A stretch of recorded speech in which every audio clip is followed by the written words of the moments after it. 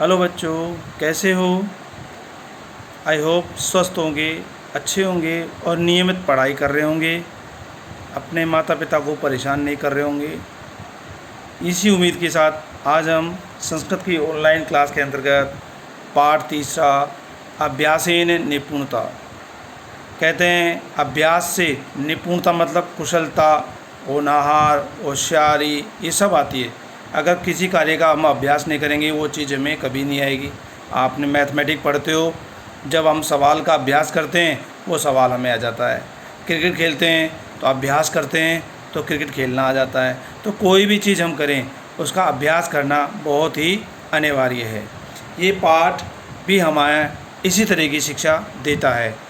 इस पाठ का भाव है कि विद्या प्राप्ति हेतु अभ्यास एक अस्त्र है। क्या है? अस्त्र है। विद्या प्राप्त करने के लिए अभ्यास। इस तथ्य को प्रमाणित रूप देने के लिए इस पाठ का प्रतिस्थापन हुआ है। मतलब ये पाठ लिखा गया है कि बच्चों में अभ्यास की कोई चीज़ भी होती है और वो अभ्यास करने से हमें क्या प्राप्त होता है। छात्रों के मस्तिष्क में विद्या अभ्यास की अनिवार्यता को स्थापित करना है कि बच्चों को ये सिखाना है, कोई भी चीज़ हो, चाहे विद्या हो चाहे कोई और हो, उस चीज़ की अभ्यास करना बहुत ज़रूरी है। बिना अभ्यास के कुछ भी आना असंभव है। इसी पाठ का यही मूल उद्देश्य है। पाठ का भी यही मूल उद्देश्य है कि बच्चों में अभ्यास नाम की जो चीज़ है उसको स्थापित करना। ऐसे ही पहले आपने पढ़ा होगा या तो आपने अपने मम्मी पापा से, दादा दादी से सुना होगा, पहले पढ़ाई जो होती थी, विद्या अध्ययन होता था, वो गुरुकुल नाम की एक चीज़ होती थी। मतलब आश्रम होता था गुरुकुल, जो कि थोड़े शहर से बाहर होता था, ऐसे हरियाली वातावरण में, वन के क्षेत्र में, जहाँ पर बच्चा शांति से विद्या का अध्ययन करता था, मंत्रों को उच्चारण करता था और यज्ञ आदि करता था। उसे कहने का मतलब उस ब्रह्मचारी के अंदर ये सारी चीज़ें सिखाई जाती थी जब आश्रम में रहते थे। एक गुरु होते थे, ठीक है। इसी तरह की ये कहानी मैं आपके सामने पढ़ता हूँ। पुरा वनाचले एक गुरुकुल आसीत। पहले पुराने समय में वन के आंचल में, वन के चारों तरफ घिरे हुए इस माहौल में एक क्या था? गुरुकुल था। अस्मिन् आश्रमे बहवः छात्राः विद्याधनम कुर्वन्ति। इसमें उस आश्रम में बहुत से शिष्य विद्या अध्ययन करते थे। उसके बाद है सर्वे छात्रा गुरु आदेशान पालयति। इसमें सभी बच्चे या छात्र गुरु के आदेशों का पालन करते थे। आप ये लगाते हो ना कुर्वन्ति इसमें और पालयन्ति इसमें। पालयन्ति लट्लकार है, परंतु इसके साथ इसमें शब्द जोड़ने का मतलब होता है कि उस लट्लकार का साथ था जुड़ गया तो पालन करते थे। समझ में आ गया? ऐसे ते सूर्य उदय काले हवन यज्ञ कृत्वा भिक्षाटनम कुर्वन्ति। इसमें वे सब सूर्य उदय के समय हवन आदि करते थे और भिक्षा मांगा करते थे। सायंकाले मंत्र अभ्यासम कुर्वन्ति। इसमें शाम के समय मंत्रों का अभ्यास करते थे।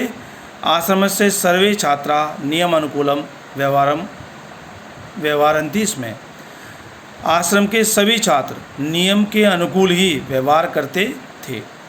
एतेषु छात्रेषु वोपदेव एक मंदमती छात्रा आसीत। इन्हीं सभी छात्रों में वोपदेव नाम का एक बालक था जो मंद बुद्धि था। तस्य ऊपरी विद्या अभ्यास से प्रभाव न भवति। इसमें उसके ऊपर विद्या अभ्यास का कोई भी प्रभाव नहीं पड़ता या होता था। स यद बढ़ती, वह जो पढ़ता था, तद सर्वे विस्मृति। इसमें वह सब भूल जाता था। आश्रम से सर्वे छात्राः वापदेवस्य उपासम कुर्वन्ति। जो आश्रम के सभी छात्र वापदेवस का उपहास करते थे। उपहास का मतलब उसका मजाक उड़ाना, थोड़ा सा हंसी मजाक करना, ऐसा। वोपदेव प्रयत्नेन अपठेत। वोपदेव प्रयत्नों से मतलब प्रयास कर कर पढ़ा, परंतु सफल न भविष्यति। इसमें परंतु सफल नहीं होता था। तस्य आचार्य अपि सफलताया प्रयत्नं कुर्वत्। कृतवान। उसके आचार्य भी उसकी सफलता के लिए प्रयत्न करते थे, पर व्यर्था अभवत, परंतु व्यर्थ हुआ।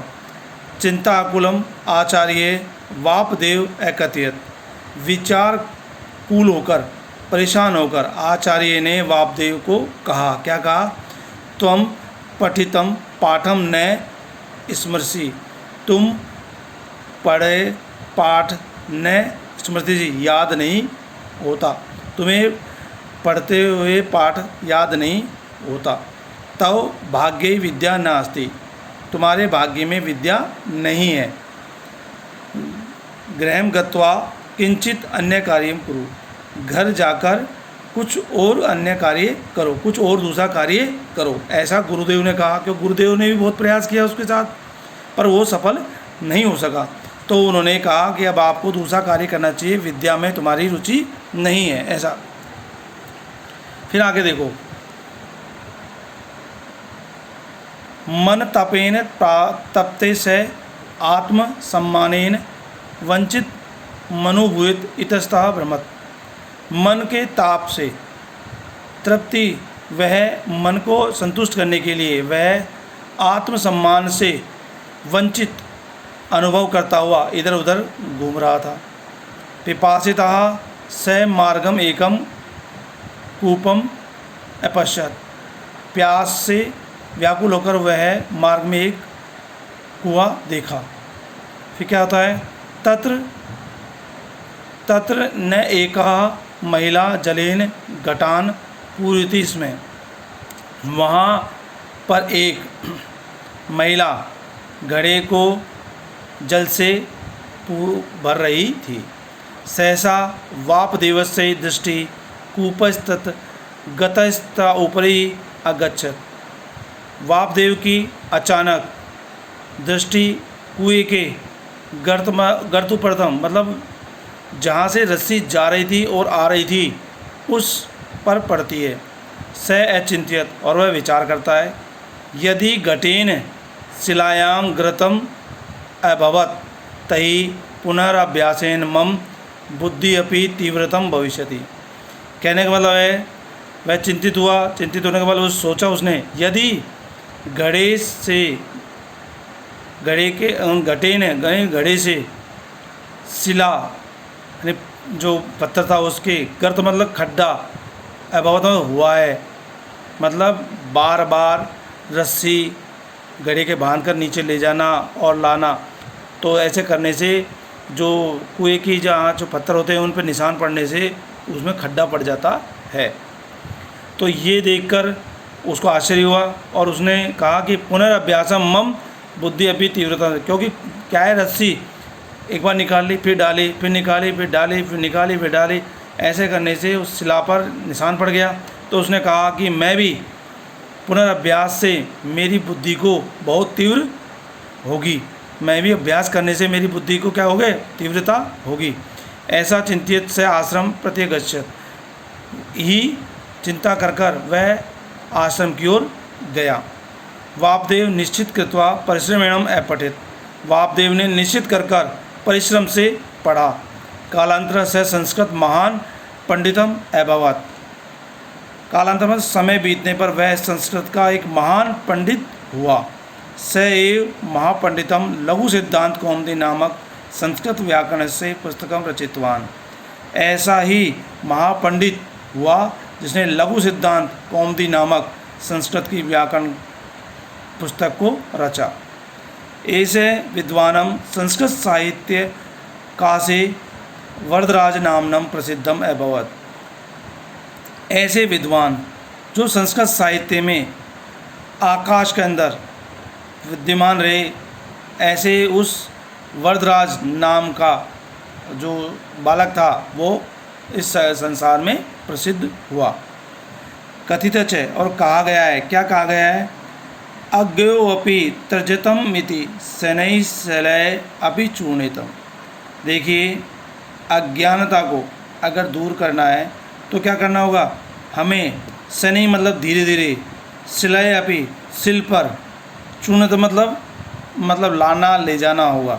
मतलब किसी को किसी की कठोरता को दूर करना है तो हमें क्या करना है, स्नेह स्नेह धीरे धीरे उस पर वार करना चाहिए, और वो क्या होगा, चूर्ण हो जाता है, मतलब चूरा बन जाता है। आपने देखा होगा पत्थर को हम तोड़ते हैं तो पत्थर को कितनी बार धीरे धीरे धीरे धीरे मारने से, ज़ोर से मारो गुचट के तुम्हारे लग जाएगा, पर हम पत्थर को धीरे धीरे पीसेंगे, धीरे धीरे उसका चूर्ण बना तो क्या हुआ, चूर्ण बन जाता है। ऐसे ही वाणों पे महालक्ष्य पश्चाभ्यासम विमृते, ऐसे ही हमें हमारे को अभ्यास करने से, किस चीज़ का, कि मतलब विद्या का, किसी चीज़ का भी अभ्यास करने से हमारे पास वो हो जाता है, क्या, ज्ञान प्राप्त होता है। कहते हैं कि अभ्यास से महालक्ष्य को भी पाया जा सकता है। ऐसा कोई भी लक्ष्य नहीं है जो बिना अभ्यास के नहीं पाया जा सकता या अभ्यास से नहीं पाया जा सके। तो कहने के अभ्यास करेंगे तो पत्थर को भी हम क्या कर सकते हैं, चूर्ण बना सकते हैं, और बड़ी से बड़ी विद्या को भी हम प्राप्त कर सकते हैं। भाव ये है इस श्लोक का, ठीक है। तो देखिए आज हमने ये चैप्टर पढ़ा, और इसको पढ़ने से आपको पता लग गया होगा कि गुरुकुल के कैसे नियम होते थे, कैसी व्यवस्थाएं होती थी, जिनके अंदर हमें गुरु क्या पढ़ाता था, हमें किस किस नियमों के अंतर्गत रहना पड़ता था, है ना, विद्या अभ्यास करनी पड़ती थी, समझ में आ गया। और प्रेम से और भाईचारे से हमारे उस गुरुकुल को हमें सुशोभित करना होता है। आपको ये शब्दार्थ करने होंगे बेटा, इसके जो मैं आपको दिखा रहा हूँ। साथ में आपको ये विपरीत अर्थ बताना है, जैसे मतलब यहाँ लिखे हुए हैं, आप उनको छांटकस में भरना है। मित्र का शत्रुता, बहवे का मतलब अनेकता, है ना। फिर कहता है मंद बुद्धि, इसमें लिख रखा है तीव्र बुद्धि। मूर्ख का विद्वान, परिश्रमीण का आलस्यहीन, पुरा का पहला होता है तो इसको क्या करेंगे अपन, अधुना। सुखीन दुखीन, मानव तो मानव का क्या होगा, दानव। विस्मृति का क्या होगा, स्मृति। सायंकाले प्रातःकाले, है ना। बहेवे का मतलब होता है बहुत सारा, तो अल्पा मतलब थोड़ा, ठीक है। तो इसके बाद आपका ये क्वेश्चन हो जाता है, और आपको उसके बाद ये जो एक वाक्य वाले क्वेश्चन हैं जो यहाँ पर दे रखे हैं, ये आपको करना होगा कि पूरा वरदराज की दशा थी, पहले वरदराज जी कैसे थे, मंद बुद्धि थे ना। आचार्य वापदेव किम अकथयत, आचार्य ने वापदेव को क्या कहा कि अब आप घर जाइए और अन्यथा कोई कार्य कीजिए। वरदराज कूपम किम पश्चात, वरदराज ने कुएं पर क्या देखा, कुएं पे देखा घट के पास में क्या होता, गर्त बना हुआ था, खड्डा। वो वरदराज कस्मिन प्रसिद्ध में, वरदराज किससे प्रसिद्ध हुए, उन्होंने संस्कृत साहित्य की, संस्कृत के अंदर क्या लिखी, व्याकरण की एक पुस्तक रची थी ना, उसलिए। पाठ्यात की शिक्षा प्राप्त नीति लिखा था। पाठ से आपको क्या शिक्षा मिलती है, पाठ से हमें शिक्षा मिलती है कि हमें अभ्यास करना चाहिए, और अभ्यास करने से हमें सब कुछ आ जाता है। थैंक यू बेटा, आज का चैप्टर यहीं ख़त्म होता है। आप लोग अपनी अपनी कॉपी में ज़रूर करना। ओके।